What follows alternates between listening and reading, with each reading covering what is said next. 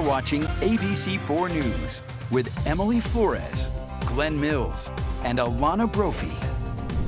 As temperatures drop and emergency shelters hit capacity, the homeless population struggling to find a place to stay warm during the night. Yes, ABC4's Alana Brophy live at the state capitol, where homeless advocates, state and local leaders are all gathering. They're holding a rally and receiving donations tonight to raise awareness for the shortage of beds.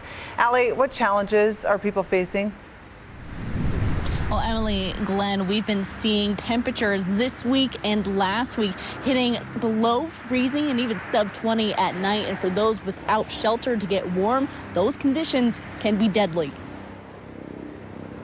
If you've ever found someone who's frozen to death, it's something you don't forget. Salt Lake County's homeless population is filling shelters and overflow beds to capacity to escape frigid nighttime temperatures. That's according to State Homeless Services, who says even with an additional 340 overflow beds, there still aren't enough. We're going to need additional beds to get people out of the cold on real cold nights. Wendy Gavin with Unsheltered Utah telling me she's received reports of at least 5 people without homes freezing to death since Wednesday night. She says First United Methodist Church is now offering overnight movie nights as a way to provide additional shelter in below freezing temperatures, with over 80 people attending each night they've opened. Bill Tibbetts with Crossroads Urban Center says it's necessary. When it gets this cold, people will go inside if they're given a chance. And I think that what's happening at that church is real proof of that, because they found 80 people who would not have gotten indoors without the really active outreach they did. Tibbetts saying homelessness has skyrocketed since the pandemic and worsened with housing not being affordable and inflation rising costs, and it's hurting families. This is the first winter in over 20 years where there have been families with children turned away from the shelter. And with the weather being this cold, conditions can be deadly.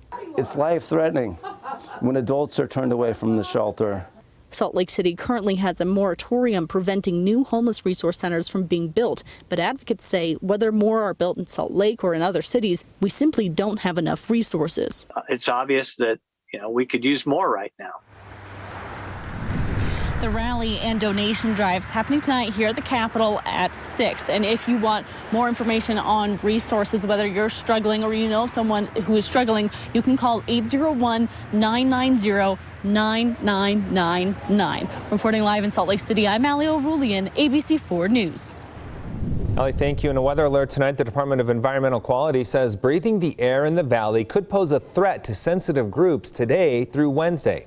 The DEQ calling a mandatory action day, which means open burning is not allowed. Neither is burning any solid fuel in fireplaces or outdoors. They also asked drivers to cut down on travel. This all applies to Box Elder, Cache, Davis, Salt Lake, and Tooele counties.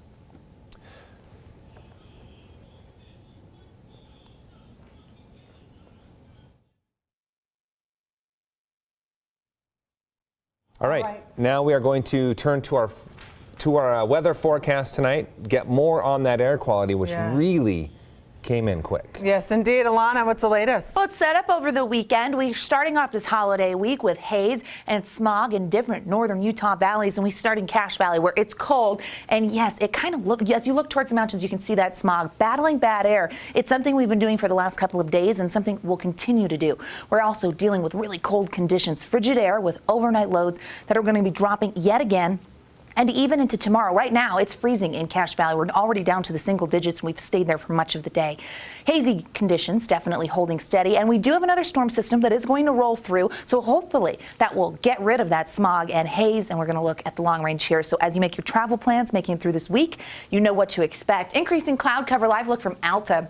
We've got that inversion layer down below, but the clouds are associated with a weak disturbance that's on the way. Temperatures really cold. We trap that cold air on the valley floor, and as we roll into tomorrow, we notice that there will be some areas with compromised air yet again, unhealthy for sensitive groups. That's what we're going to see in Salt Lake, Davis, Weber, Box Elder, and Cache County. And then we've got moderate air expected on the eastern side of the state, as well as in Utah County and over in Tooele. Carbon County holding steady with clean air, which is nice, but we know we get socked in certain vallees, the Uinta Basin, part of that right now. now. They've seen single digits today as well. Okay, satellite radar shows the increasing cloud cover moving through Elko and Ely now in the last couple of hours, hitting Wendover in the last hour, moving towards Salt Lake. If you look to the west, you'll notice those clouds, and they're associated with this little weak disturbance that could bring a few flurries to northern Utah mountains. We definitely know this high pressure that's been in control is going to start to break down. Numbers falling into the 20s for the overnight, lots of teens expected, and then those single digits in outlying areas. As we move towards the middle of the week, Wednesday, we start to see some changes. We've got a dry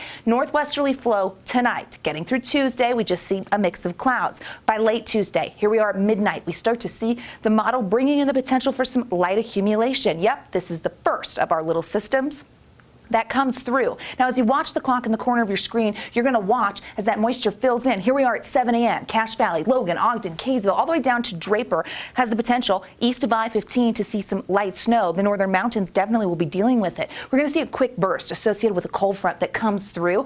Also, the Uintas get in on the action by the afternoon. That quick burst could bring just some light accumulations, anywhere from 1 to 3 inches. We know the mountains will do a little better over towards Flaming Gorge, southwestern Wyoming. Travel on I-80 could get a little dicey. And here we are by 6 p.m. We know we're going to have cold temperatures, and we have the chance of seeing those snow showers sticking around later into Wednesday. Early Thursday morning, a few lingering showers possible, which means the Thursday morning commute could be icy. Heads up there. Northwesterly flow very pronounced for our Thursday, and then another quick hitter storm wants to roll in on Friday. Some of the models are mixed on this. Not a sure bet on the Friday storm, but Wednesday we are going to see that moisture. Hopefully it cleans up the air. Okay, cold temperatures. How much snow's coming? Well, that's a good question. And as we kind of take a look at the model here, we're going to be able to show you the futurecast precip, which does put down some accumulation in Salt Lake. And we know that the potential is there, and with cold temperatures, that'll ice up quickly. 20s and 30s along the Wasatch Front tomorrow. Wow, look at those numbers for the overnight low in Vernal. Really, really strong inverted conditions there. We get 20s and teens for the I-15 corridor, upper 30s for daytime highs. That's optimistic that we're slightly warmer than where we were today. St. George 7-day shows temperatures in and around the 40s and 50s. Gosh, we've got Christmas on the 7-day forecast. Today's the first full day of Hanukkah and the winter solstice for our Wednesday. Yep, can you believe it? We're still dealing with autumn. That changes, though, as the solstice rolls through, so very fitting that we get a quick hitter of a storm there. Again, Thursday clearing out in between the potential for that Friday system. Drier conditions settle in for Christmas weekend. Daytime highs in the 20s and 30s. Feels like December. Looks like December. Must be December. Glenn, Emily, over to you. All right. Thanks so much, Alana. I appreciate that. The January 6th committee referring criminal charges against former President Donald Trump to the Department of Justice. Yes, the committee, which is made of 7 Democrats and 2 Republicans, unanimously voted in support of each referral this afternoon. ABC's Ike Jachi reports. Tonight, in its final public hearing, the House Select Committee making clear they believe the evidence they've revealed through their investigation shows former President Donald Trump was responsible for the events surrounding the deadly January 6th Capitol attack. Among the most shameful of this committee's findings was that President Trump sat in the dining room off the Oval Office watching the violent riot at the Capitol on television. According to the panel's executive summary that was released to the public shortly after the hearing, the committee is referring former President Trump, his former election attorney John Eastman, and others to the Department of Justice for possible criminal prosecution. They said the referrals to the DOJ are based on several criminal charges, including conspiracy to defraud the United States, obstruction of an official proceeding, and inciting an insurrection. Ours is not a system of justice where foot soldiers go to jail and the masterminds and ringleaders get a free pass. The panel is also referring 4 Republican members of Congress to the Congressional Ethics Committee for not complying with lawfully issued subpoenas from the committee. House Republican leader Kevin McCarthy, Representatives Jim Jordan, Scott Perry, and Andy Biggs. The panel playing a video montage highlighting key moments of testimony from witnesses, as well as new testimony from some of the former president's closest allies that suggests Trump tried to obstruct the committee's investigation. One lawyer told a witness the witness could, in certain circumstances, tell the committee that she didn't recall facts when she actually did recall them. Now, although the DOJ maintained its independence from the committee's work, sources tell us that they are interested in transcripts from the committee's witness interviews, as well as any evidence that shows Trump or his allies attempted to contact witnesses. Ike Jachi, ABC News, Capitol Hill.